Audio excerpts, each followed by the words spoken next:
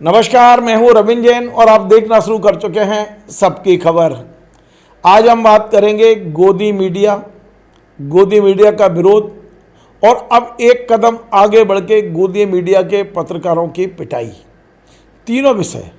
सबसे पहला विषय, वाकई इसमें कोई दो राय नहीं है, मेन स्ट्रीम मीडिया ने स्वयं को सत्ता का चापलूस बना लिया है और इसीलिए इसे गोदी मीडिया का नाम मिल गया है। अब देश में गोदी मीडिया के खिलाफ आक्रोश बढ़ता चला जा रहा है। कोई दिक्कत नहीं, ये लोकतंत्र है, प्रजातंत्र है, हमें विरोध करने का अधिकार है। आप गोदी मीडिया का विरोध करिए, आलोचना करिए, उनके खिलाफ नारे लगाइए, कहीं कोई दिक्कत नहीं। पिछले दिनों से हम जंतर मंतर पर लगातार देख रहे हैं कि ये जो युवा वर्ग है, ये गोदी मीडिया के चैनल का आईडी देखकर ऐसा भड़क रहा है जैसे लाल कपड़े को देख के सांड भड़कते हैं। एकदम युवा पीढ़ी बिल्कुल पसंद नहीं कर रही है गोदी मीडिया के जर्नलिस्टों को। यदि आपके हाथ में आईडी है आज तक, कल तक, परसों तक और यहाँ तक और वहाँ तक की, तो समझ लीजिए अब आप सुरक्षित नहीं हैं। हमने कुछ खबरें दिखाई थी जब गोदी मीडिया के पत्रकारों के हाय हाय के नारे लगे, उनके मुंह पर उनका विरोध किया गया। यहाँ तक ठीक है, हम इसका समर्थन भी करते हैं कि यदि आपको कोई भी चीज़ पसंद नहीं है तो आप अहिंसक तौर से अपनी बात उनसे कह रहे हैं, अपना विरोध कर रहे हैं, लोकतंत्र में वाजिब है। लेकिन हिंसा का सहारा लेना कितना वाजिब है, आज हम इस पर बात करेंगे। अब एक कदम आगे बढ़ गई है बातें। गोदी मीडिया के पत्रकारों पर हमले होने लगे हैं और हमले भी ऐसे नहीं कि आपको दौड़ा दिया, नहीं, मारपीट हो रही है, मोबाइल तोड़े जा रहे हैं, जानलेवा हमले हो रहे हैं।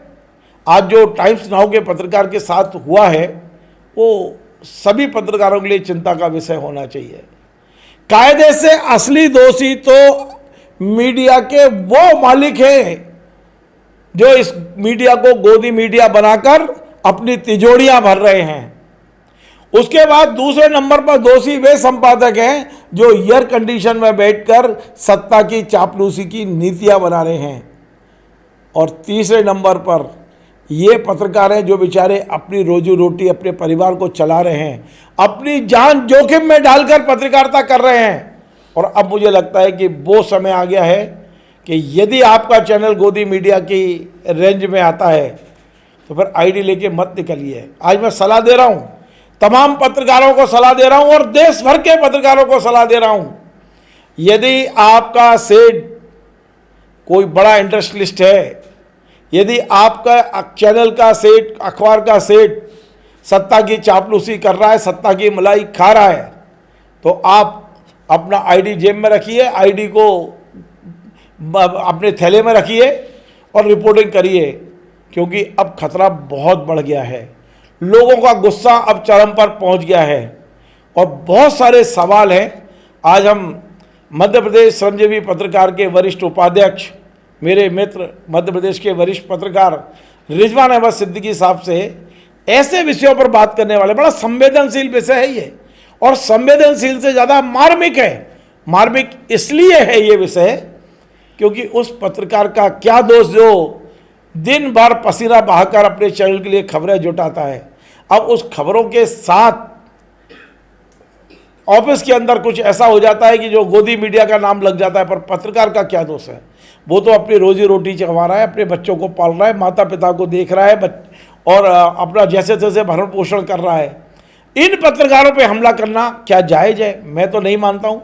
लेकिन हम सीधी बात करते हैं रिजवान भाई से कि ये हम किस दौर में आ गए, कहाँ से चले थे और हम कहाँ तक आ गए। हमने भी 42-43 साल इस पत्रकारिता को दिए हैं। रिजवान भाई को भी 38-40 साल हो गए हैं। हमने सपने में भी कल्पना नहीं की थी कि जिन पत्रकारों को सर आंखों पर बिठाया जाता था, एक लाइन अखबार में छपवाने के लिए हाथ पैर जोड़ते थे सत्ता में बैठे हुए लोग, आज वही सत्ता के लोग पत्रकारों को धोखड़ी का नहीं समझते। बहुत सारी चीज़ें हैं, आपस जुड़ते हैं रिजवान अहमद सिद्दीकी साहब से, और बहुत सारे सवाल जो आपके मन में होंगे मैं पूछूंगा रिजवान भाई से। रिजवान भाई आपका स्वागत। धन्यवाद अरविंद भाई। रिजवान भाई, हम किस दौर में एक करेक्शन कर रहा था सिर्फ। मध्य प्रदेश श्रमजीवी पत्रकार संघ में मैं प्रांतीय संयोजक हूं और शासन और संगठन के समन्वय का मेरा दायित्व है। चलिए ठीक है। जी, आप कुछ पूछ रहे थे। मैं कह रहा हूँ कि हम कहाँ से चले थे, कहाँ आ गए, ये क्या क्या क्या दौर है पत्रकारिता का रिजवान भाई, कैसा लगता है जब हम अकेले में बैठ के सोचते हैं? बिल्कुल रविंद्र भाई, ख़ास तौर से ये जो इलेक्ट्रॉनिक मीडिया है उसके गिरावट की चिंता है हमें, इसलिए कि हमने इसका स्वर्णिम काल भी देखा है और मैंने तो इसको जिया भी है। जब इसका स्वर्णिम काल था तो मैंने इसकी बड़ी बड़ी संस्थानों में काम किया, आज भी इलेक्ट्रॉनिक मीडिया में मैं काम कर रहा हूँ, लेकिन अब गोदी मीडिया या इस तरह के बहुत तरह के शब्द दे दिए हैं, लेकिन जो संपादकों की चाटुकारिता है और वो इस निम्न स्तर पर जाकर चाटुकारिता है, और अभी तक तो ये कहा जाता रहा है कि जो मीडिया है वो एक विपक्ष की तरह व्यवहार करता है, वो कमियां उजागर करता है, जनहित की बात करता है, जनता की हित बात करता है। तो आजकल हम टीवी खोल लें सुबह से शाम तक, अब तो वैसे मैंने खुद भी लगभग टीवी देखना कम कर दिया, मजबूरी में जितना अरे मैं आपको बताऊं 97%, 97% घर में टीवियां टंगे जरूर हैं, पर कब से नहीं खुले ये किसी को नहीं पता। मजबूरी है मेरी, चूँकि मैं उस मीडिया का हिस्सा हूँ, इसलिए कहाँ क्या आ रहा है देखने की एक मजबूरी होती है। लेकिन अब वो टीवी में नहीं, अब मोबाइल में ही कुछ कुछ देख लिए जाते हैं, हेडलाइंस पर चीज़ें करते हैं। टीवी पे तो कपिल शर्मा शो देख रहे हैं लोग, बिल्कुल मनोरंजन के लिए। बिल्कुल, अब टीवी का ज़माना भी बदल गया और बहुत तरह की चीज़ें, अब आजकल वो जो OTT पर बहुत ढेर सारी फिल्में आती हैं, बहुत तरह की चीज़ें हैं, वही लोग आप टीवी उस लिए खोलते हैं। ये सोचना चाहिए उन मीडिया हाउसेस को जिन्हें तथाकथित रूप से हम मेन स्ट्रीम मीडिया कहते हैं, जिन्होंने ही मीडिया को बहुत ऊंचाइयों तक वो ले गए और उसको गर्त में ले जाने की भी जिम्मेदारी उन्हीं की है, वही उसके लिए उत्तरदायी हैं और जिस हद तक करते हैं।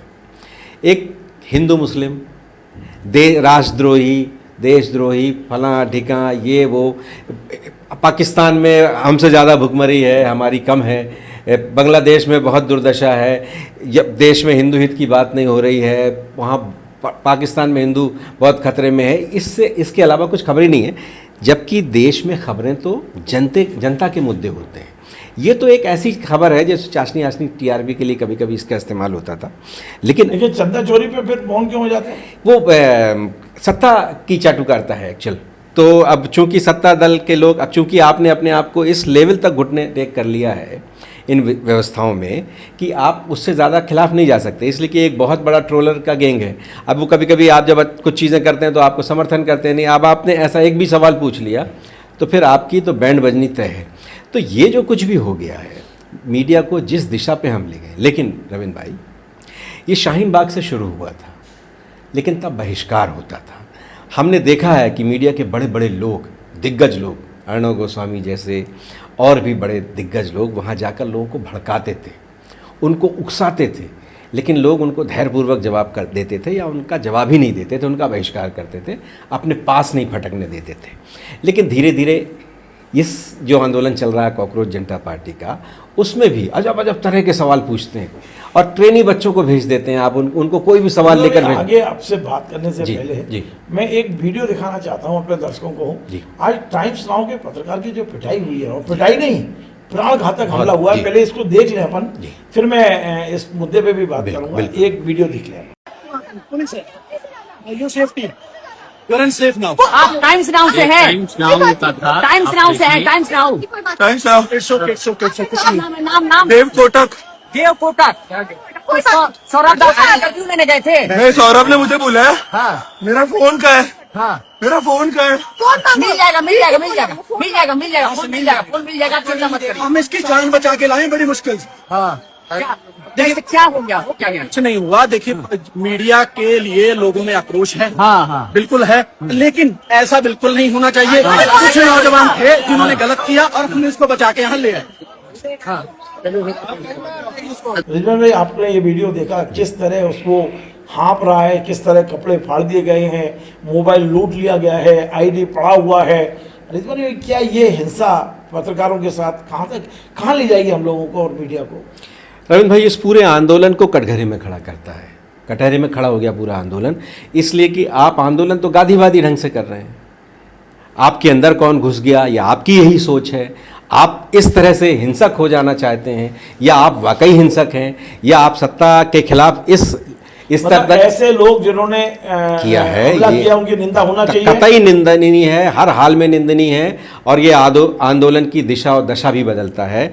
और जब आपके समर्थन में पूरा देश, कल परसों जब आपके साथ जो घटना हुई, पूरा देश आपके साथ जो बर्बरता हुई, जो किया गया पुलिस ने किया, जो बिना वर्दी के लोगों ने किया, बहुत तरह की चीज़ें बर्बरता हुई, आप आज उसी तरह के आपके उस मैदान में बर्बरता हो रही है। लेकिन भाई ये भी तो देखो, पिछले 12 साल से आप टोटल चमचागिरी में लगे हो, कब तक सहन करेगी जनता?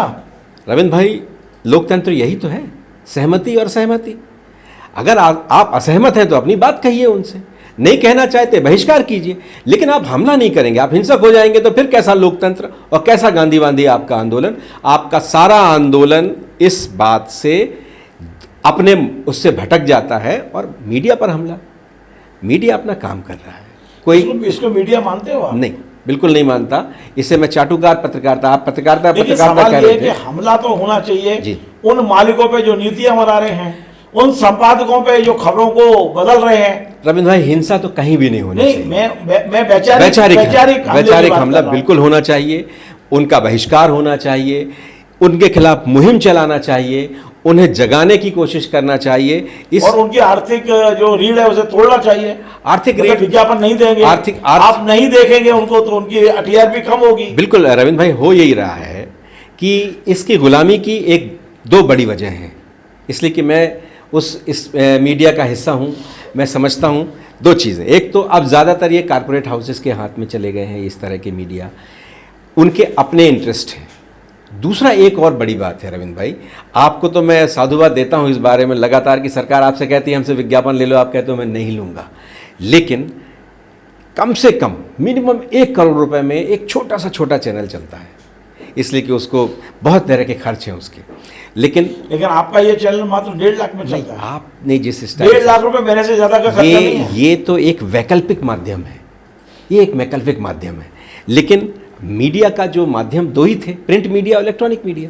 तो प्रिंट मीडिया में अभी भी कहीं ना कहीं कुछ ना कुछ स्तर बचा हुआ है, इसलिए कि वो रिकॉर्ड में चीज़ें आ रही हैं और स्तर बचा हुआ है।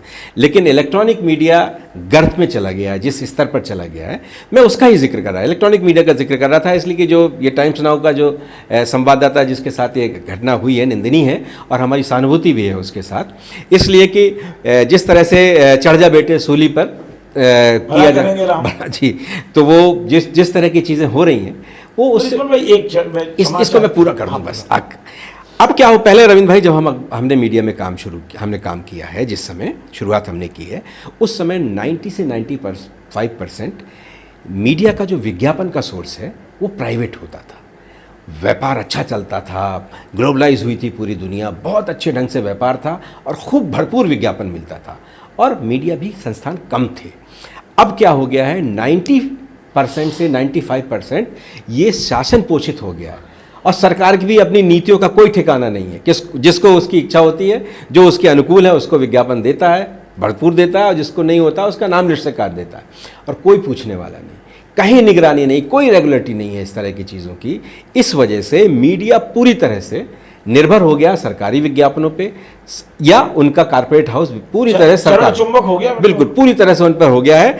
अब सरकार की अपेक्षा होती है कि आप 2 कदम चलिए, तो आजकल के जो चाटुकार संपादक हैं वो 100 कदम चलने को बिल्कुल वो कह रहे हैं कि साहब हमारे सामने थोड़ा सा सर झुका लीजिए, तो ये दंडवत हो जाते हैं। तो ये जो कुछ हो रहा है, इसने मीडिया को बर्बाद कर दिया है देश में, और पूरी दुनिया में जिस इंडेक्स में हम खड़े हैं वो तो बहुत ही शर्मिंदा करने वाला है। इस बार भाई आप जो नए बच्चे जर्नलिज्म करने आ रहे हैं जी, और वो संस्थानों में काम कर रहे हैं, आईडी लेके निकलते हैं जी, और सुरक्षित नहीं है, तो क्या अभी तात्कालिक रूप से उन्हें ये सलाह दी जा सकती है कि भाई माहौल को देखते हुए आप लोग अपने आप को सुरक्षित रखें?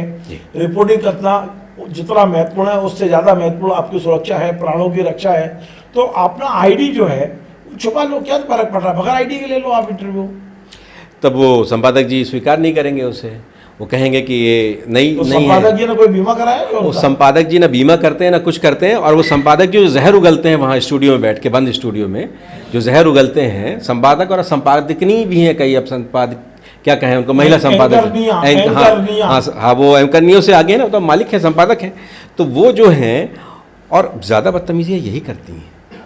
वो एकाध बीच में तो कांग्रेस ने एक सूची जारी की थी 20-25 के, इनके सामने हमारे संवाददाता नहीं जाएंगे जी। फिर क्या हुआ उसका? कितने दिन चलेगा? इसलिए कि मेन स्ट्रीम मीडिया तो वही है, एक लिमिट है, लेकिन जाना पड़ेगा। अगर आप नहीं जाएंगे तो फिर आपकी जो थोड़ी रही सही बात है वो भी नहीं आएगी, इसलिए कि वो उकसाते हैं। कई बार आप भड़क जाओ या आप उनको आईना दिखाने लगो तो बाहर भी निकाल देते हैं। भाई आप तो प्रदेश संयोजक हो पत्रकार संघ के, जी। क्या कभी इस तरह की चर्चा पत्रकारों के बीच में नहीं लगातार हो रही है रविंद्र भाई, आप बहुत तो सी चर्चा परसों ही कटनी में सम्मेलन करके आए लगातार इन बातों में हम चिंता कर रहे हैं, लगातार हम इसका चिंतन कर रहे हैं। लेकिन हो ये रहा है रविंद्र भाई कि जो इस तरह के लोग हैं जिनके अपने वेस्टेड इंटरेस्ट हैं, वो तो धीरे धीरे चाहते ही नहीं है कि उनके अलावा कोई और मंच किसी के पास हो। और बहुत ये ऐसा काल है, इस तरह का दौर है कि जो चाटुकारिता की पराकाष्ठा पर हम पहुंच गए हैं।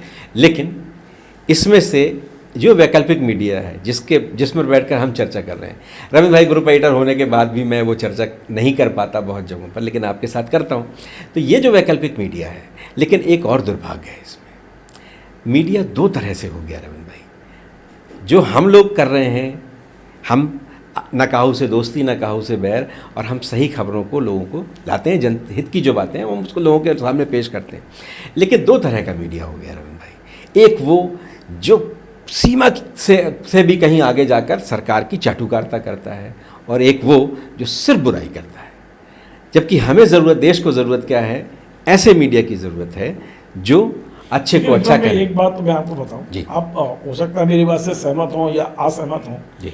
ऐसे भी कई पत्रकार हैं जो सोशल मीडिया पर हैं और वो एक आंख खोल के पत्रकारिता करते हैं। एक आंख खोल के मैं इसलिए कह रहा हूँ, उन्हें सिर्फ नरेंद्र मोदी की बुराई दिखाई यही देती तो है, कह रहा हूं मैं। उसको बीजेपी की पूरी बुराई दिखाई देती है। मैं आपको क्या यही ऐसे पत्रकारों को आप गोदी मीडिया नहीं कहोगे?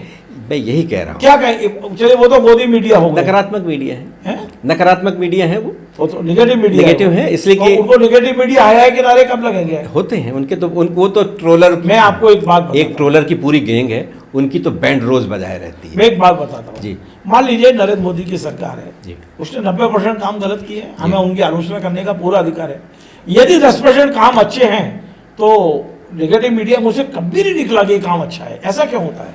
यही कह रहा हूँ मैं कि जो मेन स्ट्रीम मीडिया था वो पहले यही करता था। सरकार जो बड़ी बड़ी चीज़ें करती थी, जो भाषण देती थी, अनकट भाषण दिखाते हैं, पूरा दिखाते थे। कुछ सरकार की चीज़ों की जो अच्छी योजनाएं हैं उसकी भी बात होती थी। सरकार तो अपनी योजनाओं को लगातार, नेता मंत्री कुछ ना कुछ करते ही रहते हैं, वो तो पूरा दिखाते ही थे। फिर जो जनता के हित की चीज़ें थी वो हम दिखाते थे। लेकिन अब क्या हो गया, जनता के हित के बारे में बात नहीं, इसलिए कि बुरा मान जाते हैं। अफसर बुरा मान जाता है, नेता तो और बहुत बुरा मानता है। इसलिए कि पहले जो आप जिक्र कर रहे थे ना, लोग बहुत खुश होते थे, हमें बुलाते थे, चाय पिलाते थे, खबरें, भाई साहब हमारी छाप दो। हमने तो रविंद्र भाई, हमारा एक नाम और दर्जा है, उसके लिए रविंद्र भाई हम लोगों ने तो उस दौर में पत्रकारिता, भास्कर में रिपोर्टिंग करता था तो अपना नाम छपवाने के लिए लोग गिड़गिड़ाते थे मेरे से। रविंद्र भाई हम तो उस दौर में पत्रकारिता हमने शुरू की जब लोग अपना ब्लॉक लेके घूमते थे, अपना ब्लॉक लेके जेब में रखते थे, भाई साहब 2 दिन बाद लौटवा देना, हमारी फोटो लगवा देना भाई साहब। और इसके साथ साथ आलोचना सहते थे, सुनते थे, और हमारी उसके बाद भी तारीफ करते थे। वो युग था, इसलिए कि उनको मालूम था अभी भी कुछ लोग ऐसे हैं, अभी खत्म नहीं हुआ। उन्हें आज भी मैं कितनी तीखी खबरें चलाता हूँ, बावजूद इसके लोग मेरे साथ बैठते हैं। रविंद्र भाई उनको आपकी नीयत मालूम है, आपकी नीयत उनको ना ब्लैकमेल करने की है, ना व्यक्तिगत रूप से आपको उनको किसी तरह से परेशान करने की। आप तो मुद्दे उठाते हैं। तो रविंद्र भाई यही तो पत्रकारिता थी। अब ये पत्रकारिता खत्म हो गई है, तो उन जो जिन्हें एक सवाल मेरे दिमाग में ऐसा घुमड़ रहा है, ये जो टीवी स्टूडियो में ये जो मुर्गे लड़वाने वाली जो आदतें हैं, क्या इन पे बैन नहीं लगना चाहिए कि आप आ गए, हिंदू मुस्लिम के मुद्दे ले लिए, एक विरोधी एक समर्थक, और फिर आपस में लड़वाना, और एंकर ने बैठ के जैसे मुर्गे लड़ाने वाले होते हैं। क्या ये तमाशा बना दिया है मीडिया का? इन पे बैन नहीं लगना चाहिए? एक और बड़ा सवाल मेरे दिमाग में है, क्या जो इंडस्ट्री हाउसेस हैं जिनके दूसरे कोई बड़े व्यवसाय हैं, सरकार से हित हैं, क्या इन्हें बैन नहीं करना चाहिए कि ये मीडिया में ना आए? मीडिया हाउसेस केवल प्योरली मीडिया का काम करें, मीडिया से जुड़ा हुआ जो कंपनी है उस डायरेक्टर को कोई दूसरा काम करने का यदि वो नहीं दिया जाए, ऐसा कोई कानून देश में नहीं बन सकता, ताकि कम से कम ये चढ़ो चुम्बक कम से कम हो जाए। क्या ये कल्पना, मैं कल्पना तो कर ही सकता हूँ ना, बीच में ये आया था, हो रहा था। इस दिशा में हम बढ़ रहे थे। लेकिन रविंद्र भाई जब सब कुछ सत्तानुकूल हो, चाटुकारिता की पराकाष्ठा हो, जैसा वो चाहते हो वैसा हो, और जो संस्था उनके साथ ना हो उसको उनका खड़ा किया हुआ सेट खरीद भी ले, तो इस दौर में कौन लाएगा ऐसी रेगुलरिटी? ये या तो सुप्रीम कोर्ट करे। अब आजकल सुप्रीम कोर्ट से हम कितने आशान्वित हैं, ये भी हम देख लें। ये जो आंदोलन है, ये जो खड़ा हुआ है, नाम ही सुप्रीम कोर्ट की किसी एक टिप्पणी की वजह से कि खड़ा हुआ है, वहीं खड़ा हुआ। दूसरा, सुप्रीम कोर्ट ने इसको सुनने से मना कर दिया। सुप्रीम कोर्ट कह रहा है उसके लिए कोई बहुत ज़रूरी विषय नहीं है। तो अब क्या ज़रूरी है, क्या गैर ज़रूरी है, जिस पूरे देश के युवा, ये जो मुर्गे लड़ाने वाली बात मैंने बहुत ही खतरनाक है, बहुत ही घातक है। टीआरपी के लिए कुछ भी करने को तैयार है। एक 3 4 5 इस तरह के लोग हमारे पास भी आते थे पहले, कहते थे कि मैं उठूंगा, एक चाटम लगा दूंगा, आपकी टीआरपी बढ़ जाएगी। हमने कहा भाई साहब, आप मेरी टीआरपी बढ़े नहीं बढ़े, आप बैन हो जाओगे उस दिन से मेरे चैनल में। तो ये करना पड़ेगा संपादक को, ग्रुप एडिटर को, संपादक को करना पड़ेगा। और दूसरा, मुद्दे कम से कम सरकारों को, रेगुलेटरी अथॉरिटीज़ को मुद्दे तो कम से कम ये तय करने चाहिए ना कि आप ये सांप्रदायिक दुर्भावनाओं की और इस तरह की चीज़ों को आप ना बढ़ाओ। जो देश के हित के मुद्दे हैं, जो डिबेट होनी चाहिए, जो पॉलिटिकल, जो उन पर डिबेट करो। पूरे समय हिंदू मुसलमान करके आप देश का भला कतई नहीं कर सकते। इससे सिर्फ कटुता बढ़ेगी और विश्वसनीयता तो घट ही गई है। अरे रिजवान भाई, आपने बड़ी एक सी बात ही कह दी है जी। कि मैं सोच रहा हूँ बहुत देर से बैठ के। आपने कह दिया एक गोदी मीडिया है, दूसरा नकारात्मक मीडिया है। तो मीडिया खत्म ही हो चुका है, केवल 2 ही मीडिया है कि कोई तीसरा भी है अभी? तीसरा वैकल्पिक मीडिया है। ये जो है, कुछ चैनल बचे हैं आज भी जो मेन स्ट्रीम मीडिया में भी सच को सच कहने कुछ की चैनल आदत कब आएगी भाई? कुछ चैनल है, एक तो बिक गया, लेकिन अभी भी 1-2 चैनल ऐसे हैं जो कुछ ना कुछ करते रहते हैं। और दूसरा, ये जो वैकल्पिक मीडिया है, जिसको भी लगातार शिकंजा कसने की तैयारी लगातार चलती रहती है। आपको मैं अभी बताऊं जी। एक बड़े मीडिया हाउस ने अभी बहुत सारे कर्मचारी को ऑफ किया है। स्क्रीन ऑफ कहलाता है, यानी कि अब हम आपको स्क्रीन पर नहीं लाएंगे। मालूम उनका आरोप क्या था? उनका दोष क्या था? उनका दोष ये था कि उन्होंने एथेरिल पे खबर चला दी, और एथेरिल की खबर को सरकार बर्दाश्त नहीं कर पाई। खासकर जो वो इंडस्ट्री वाले, जो इंडस्ट्रिस्ट है देश के बड़े अरबपति खरबपति, जिनका वो चैनल है, उनकी खुद की एथेरिल की फैक्ट्रियां हैं। ये क्या चल रहा है यार? मतलब ऐसे मालिकों को क्या सबक सिखाया जाए यार? आपने एक सवाल किया था रविंद्र भाई, किसी न किसी दिन रेवोल्यूशन आएगा, किसी दिन न किसी दिन कोई ऐसा व्यक्ति आएगा जो राष्ट्र की इस साख को, इस चीज़ को बचाने की सोच रखेगा। और वो दिन की हम उम्मीद करते हैं, इसलिए कि उम्मीद पर दुनिया कायम है। आएगा जब ऐसे लोगों को मीडिया संस्थानों से बाहर किया जाएगा कि आप मीडिया संस्थान नहीं चला सकते, आप सेठ जी हो, आप अपना व्यापार करो, आप बड़े कारपोरेट हाउस है, आप वो करो, इसलिए कि अब तो आप फॉरेन फंडिंग भी लेने लगे हो, तो आप कैसे हमारे इंटरेस्ट पूरे कर सकते हो राष्ट्र के। तो ऐसे लोगों को जब तक इनके लिए कोई रेगुलेटरी नहीं बनेगी, मीडिया के लिए ये तय नहीं होगा, इस तय सब कुछ है। लेकिन किसी ने, बाबा साहब ने कहा था कि संविधान आप चाहे जितना अच्छा बना लो, चाहे जितने अच्छे नियम बना लो, जितने अच्छे कानून बना लो, उसको पालन कराने वाले अगर उस भाव से नहीं करते, उस भाव से नहीं करेंगे, तो वो किसी भी हाल में फ़ायदा नहीं पहुँचेगा। जीवन भाई, इसी में पहले तो मैं आपसे एक महत्वपूर्ण सवाल ये पूछ रहा हूँ कि आप ये मान के चलिए कि आपके सामने जंतर मंतर के तमाम सारे बच्चे खड़े हैं और मीडिया को लेकर आप उन्हें गाइडलाइन देना चाहते हो, तो क्या देंगे? पहला सवाल है। फिर दूसरा मैं अपना पर्सनल पूछूंगा।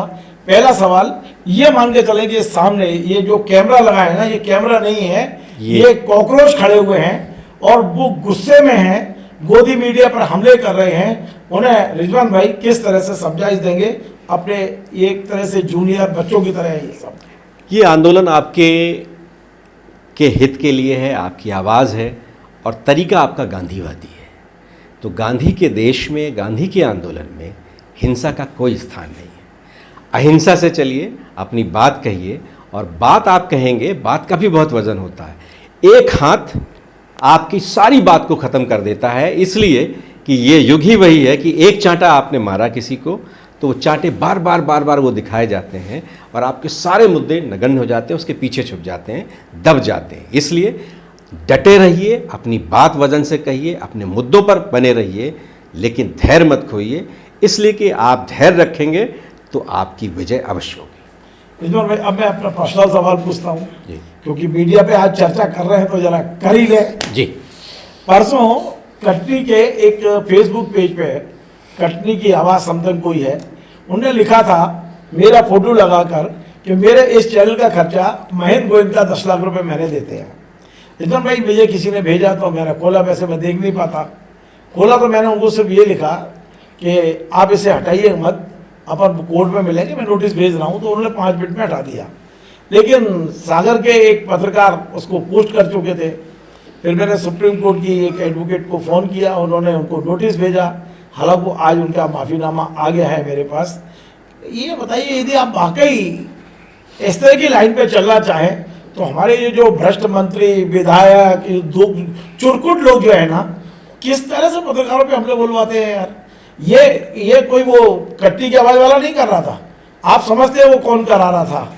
उनके मेरे पास ऑडियो वीडियो भी आ गए हैं, उन्हें फ़ोन करके कहा कि नहीं रविंद्र से लड़ो। ये 2 कौड़ी के विधायक, ये चुरकट विधायक, ये क्या पत्रकारों को झुका सकते हैं? रविंद्र भाई, ये तो हमेशा से, जब से हम लोगों ने पत्रकारिता शुरू की है, आरोप तो लगे, आरोप लगे लेकिन साबित कोई नहीं कर पाया।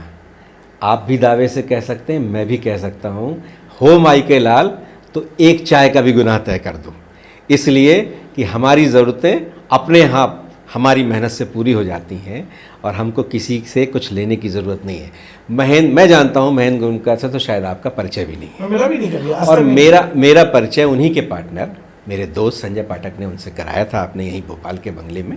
लेकिन महेंद्र गोयनका से इत्तेफाक से उन्हीं के सामने मेरी 2 बार भेंट हुई है। महेंद्र गोयनका बहुत चर्चा में है, इसलिए कि इस समय उनके आपस में बहुत हमें तो खबर भी चलाई है। हाँ, हमने महेंद्र गोयनका के वो राजेश शर्मा, उनके मित्र, उनकी भी खबर चलाई है। लेकिन बाकी ये जो क्या है, देखिए यदि मान लीजिए, एक बात मैं आपको और बता रहा हूँ, महेंद्र गोयनका की एक खबर के बारे में चर्चा थी कि महेंद्र गोयनका की ये खबर सबकी खबर में नहीं चली, तो मैंने, जिनका आप जिक्र कर रहे हैं, मैंने उनसे, उनके जो सबसे खास मीडिया की जानकारी देने वाले, मैंने उनसे व्यक्तिगत रूप से वो कागज़ मांगे थे, डिटेल मांगा था, लेकिन उन्होंने उपलब्ध नहीं कराए। नहीं, अब यहाँ तो चलिए मैं एक खबर और थी, सुप्रीम कोर्ट में कोई ऑर्डर हो गया था और बहुत तरह की चीज़ें हुई थी, हमने उनसे कागज़ मांगे थे, डिटेल मांगे थे, और हमने ढूंढने की कोशिश की, तो उसमें जो चीज़ें हम चला चुके थे उससे अलग कुछ ये ऐसा थोड़ी कि वो हमें विवश करेंगे किसी खबर को लेके। हमें जो खबर दिखानी है हम दिखाएंगे। हमारा चैनल जो है न्यूज़ चैनल नहीं है, हम न्यूज़ के पीछे की न्यूज़ ढूंढने की कोशिश करें। और हम आज वायदा करते हैं कि महेंद्र गोयनका वाले मामले पर हम बहुत जल्दी ऐसे खुलासे करेंगे कि सब लोग चौंक जाएंगे। बिल्कुल रविंद्र भाई, तो हमारा काम चल रहा है महेंद्र गोयनका वाले मामले पे, चाहे महेंद्र गोयनका आरोपी हो या यश पाठक, जो संजय पाठक का बेटा है, जिस पे एफआईआर हो चुकी है, मेरे पास एफआईआर की कॉपी है, संजय पाठक हो, कोई भी हो, दूध का दूध और पानी का पानी हम बहुत जल्दी कर देंगे। बिल्कुल रविंद्र भाई, तो ये जो बात है पैसे के आरोप लगाना, इससे हम लोग विचलित भी नहीं होते, इसलिए कि हमें मालूम है हम अपने बारे में हमसे बेहतर कौन हम अपने शीशे में अपना चेहरा देखते हैं, रोज देखते हैं, सुबह के शीशे की जरूरत नहीं है, हम जानते हैं, और इसीलिए लोगों को क्षमा मांगनी पड़ती है, इसलिए कि हम कानूनी कार्रवाई को भी तैयार रहते हैं और अपनी बात खुलकर कहते हैं। जी चलिए, बहुत बहुत धन्यवाद। एक बहुत ही महत्वपूर्ण मुद्दे पे आज मैंने बात की और रिजवान भाई ने साफ साफ संदेश दिया है कि आप गोदी मीडिया का विरोध करिए, लोकतांत्रिक तरीके से करिए, अहिंसक तरीके से करिए, लेकिन इस पूरे मामले में हिंसा कतई बर्दाश्त नहीं होगी। जो हिंसा कर रहे हैं वो अपने पैरों पर कुल्हाड़ी मार रहे हैं। गोदी मीडिया की गलती हो सकती है, गोदी मीडिया गलत हो सकता है, लेकिन उनके रिपोर्टर पर हमला करना, हिंसा करना, हमारा अपना चैनल सबकी खबर भी इसकी कटी निंदा करता है। और हम लगातार ये संदेश देने की कोशिश करेंगे कि विरोध का जो तरीका है वो लोकतांत्रिक होना चाहिए, अहिंसक होना चाहिए। हिंसा का हमारे देश में, हमारे लोकतंत्र में कोई स्थान नहीं है। नमस्कार।